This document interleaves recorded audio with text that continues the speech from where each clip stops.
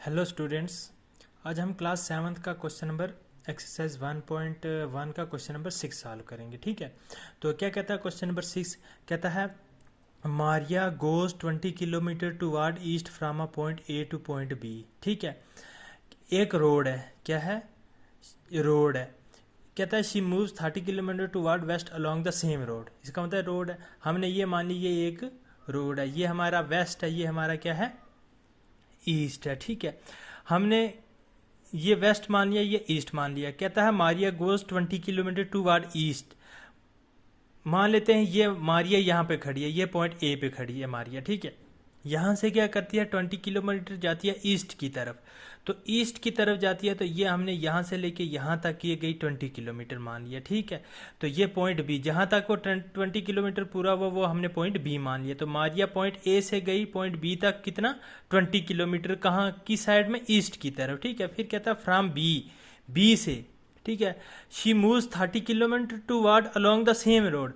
उसी रोड के ऊपर वो पॉइंट बी से किसकी तरफ गई? पॉइंट सी की तरफ, मींस वेस्ट की तरफ गई। वो कितना किलोमीटर? 30 किलोमीटर। इसका मतलब 20 किलोमीटर बी से लेके ए तक 20 किलोमीटर और 10 किलोमीटर और आगे गई, तो वो कहाँ गई? सी तक। ठीक है, तो वो बी से गई कहाँ? वेस्ट की तरफ 30 किलोमीटर सी तक। ठीक है, फिर कहता है if the distance toward east is represented by a positive integer. अगर डिस्टेंस टुवर्ड ईस्ट की तरफ अगर डिस्टेंस जो है वो रिप्रेजेंट करता है पॉजिटिव इंटीजर, इधर जाएगी तो वो पॉजिटिव इंटीजर रिप्रेजेंट करेगी, पॉजिटिव इंटीजर शो करेगी।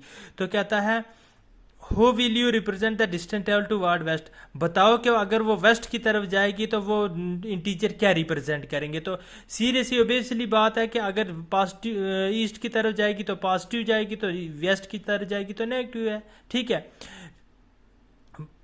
By which integer will you represent हर फाइनल पोजीशन फ्रॉम ए। फिर कहता है which integer will you represent, क्या इंटीजर तुम रिप्रेजेंट करोगे हर फाइनल पोजीशन फ्रॉम ए, उसकी फाइनल पोजीशन ए से फाइनल पोजीशन तक आप क्या इंटीजर रिप्रेजेंट करोगे। ठीक है, तो वो हम सॉल्व करेंगे। ठीक है, तो सबसे पहले बात हमें उसने दो क्वेश्चन पूछे। एक ये पूछा कि अगर ईस्ट की तरफ जाती है तो वो पॉजिटिव इंटीजर रिप्रेजेंट करती है, तो वेस्ट की तरफ जाएगी तो क्या रिप्रेजेंट करेगी? क्या इंटीजर रिप्रेजेंट करेगी? तो वो क्या रिप्रेजेंट करेगी? नेगेटिव। और दूसरा कहती है कि ए से लेके सी तक वो क्या इंटीजर रिप्रेजेंट करेगी, वो हम सॉल्व करेंगे। ठीक है, देखो कैसे सॉल्व करेंगे। तो हमारे पास क्वेश्चन नंबर 6 का ए सोल्यूशन ये है। ठीक है, अब हमने पॉइंट ए इज 0, हम मान लेते हैं ये पॉइंट ए क्या है? ये 0 है। ठीक है, distance travel east is positive, distance travel toward is west is negative. ये क्लियर बात है। Given that she goes toward east 20 kilometre to point B. हमें दिया गया क्वेश्चन के तो वो जाती है किसकी तरफ? ईस्ट की तरफ 20 किलोमीटर टू पॉइंट बी तक। एंड देन शी मूव्स, फिर मूव्स होती है टुवर्ड वेस्ट की तरफ कितना? 30 kilometre. So final position equal to 20 में से -30 किया तो वो -10 आया। ठीक है, इधर पॉजिटिव है इधर नेगेटिव है, तो ये -30 हो जाएगी ना, वेस्ट की तरफ नेगेटिव जाएगी ना, तो -30 और ईस्ट की तरफ गई तो पॉजिटिव 20 -30 इक्वल टू माइनस किया तो हमारे पास -10 आ गया। ठीक है, तो सो फाइनल पोजीशन रिप्रेजेंटेड बाय या नेगेटिव इंटीजर -10। तो हमारी फाइनल पोजीशन जो ए से लेके सी तक है वो नेगेटिव इंटीजर है, क्या है? -10। ठीक है, ये था क्वेश्चन नंबर 7। उसके बाद है आपका क्वेश्चन नंबर 6 था। उसके बाद क्वेश्चन नंबर 7 कहता है इन अ मैजिक स्केयर। एक मैजिक स्केयर में each row column and diagonal have the same sum. हर एक रो कॉलम और डायगोनल का जो है, ये रो है, ये 3 रो हैं, ये कॉलम है, तो कहता है ये डायगोनल है ये। ठीक है, ये डायगोनल है। कहता है हर एक रो का, हर एक कॉलम का और हर एक डायगोनल का, सब का अगर हम सम करें तो इक्वल सेम सम आता है। ठीक है, सबको जमा करें तो आंसर रिजल्ट क्या आता है? सेम आता है। कहता है check which of the following is a magic square. Check करो क्या ये मैजिक स्केयर हैं कि ये नहीं है। दोनों में से दोनों चेक करो तो क्या ये मैजिक स्केयर हैं कि नहीं है। अब हम पहला करेंगे खुद, पहला मैं करके सॉल्व करूंगा और दूसरा आपने खुद करना है। ठीक है, तो कैसे सॉल्व करेंगे देखो। तो सोल्यूशन फॉर अ कॉलम, सबसे पहले हम कॉलम शुरू करते हैं। क्या करते हैं? कॉलम शुरू करते हैं। तो क्या है हमारे पास कॉलम? ये हमारे पास कॉलम है 5 -5 0 ये पहला कॉलम, दूसरा कॉलम, ये तीसरा। पहले इस कॉलम को जमा करेंगे, फिर इस कॉलम को जमा करेंगे, इस कॉलम को। तो 5 प्लस इंटू -5 प्लस 0, वही मैंने लिखा 5 plus into -5 plus 0 equal to ये प्लस इंटू माइनस, ये 5 का 5 प्लस इंटू माइनस 5 का 5, ये प्लस 0 का वो वापस वही नंबर ही आएगा, ठीक है। 5 में से 5 बाकी 0। इसी तरह सेकंड कॉलम मैंने लिया -1 प्लस इंटू -2 प्लस 3, तो ये प्लस मैंने अंदर मल्टीप्लाई किया -1 प्लस इंटू -2 प्लस 3, तो ये दोनों माइनस किए, दोनों को जमा किया तो -3 प्लस 3 0 आया, ठीक है। इसी तरह column 3 -4 plus 7 plus into -3 equal to -4 plus into -3 plus 7, इसी तरह, क्योंकि माइनस वाले मैंने इकट्ठे कर लिए। -4 -3 दोनों माइनस के हैं तो निशान माइनस का रहेगा, और दोनों जमा होंगे तो -7 प्लस 7 इक्वल टू 0। इसका मतलब हमने कॉलम को जमा किया तो कॉलम हमारे पास क्या आगे, सेम आगे, इक्वल आगे, 0 0 आगे, ठीक है। अब हम रो करेंगे, ठीक है। तो रो हमारे पास, रो भी 3 है।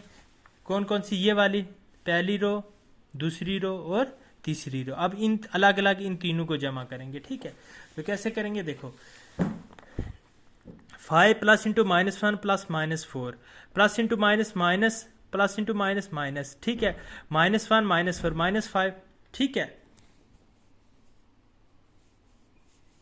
तो दोनों माइनस के, तो -1 भी माइनस का, -4 भी माइनस के, तो इन दोनों को हमने क्या कर लिया, जमा करें, निशान माइनस का रहा, तो -5 प्लस का 5 -5 इक्वल टू 0। इसी तरह रो सेकंड है, -5 plus into -2 plus 7 equal to -5 plus into -2 plus 7, ठीक है। ये दोनों माइनस के, -7 प्लस 7 इक्वल टू 0। इसी तरह थर्ड रो है, 0 plus 3 plus into -3 equal to plus into -3 equal to 0। इसका मतलब हमारे पास रो भी सेम आ गई, कॉलम भी 0 0 आया, रो भी 0 0 आया, ठीक है। यहाँ तक तो ठीक है। अब हम डायगोनल पे आते हैं, ठीक है। तो डायगोनल हमारे ये हमारे डायगोनल है, ठीक। तो अब हम डायगोनल को जमा करते हैं। तो diagonal 1, 5 plus into -2 plus into -3 equal to plus into plus into -3, same उसी तरह।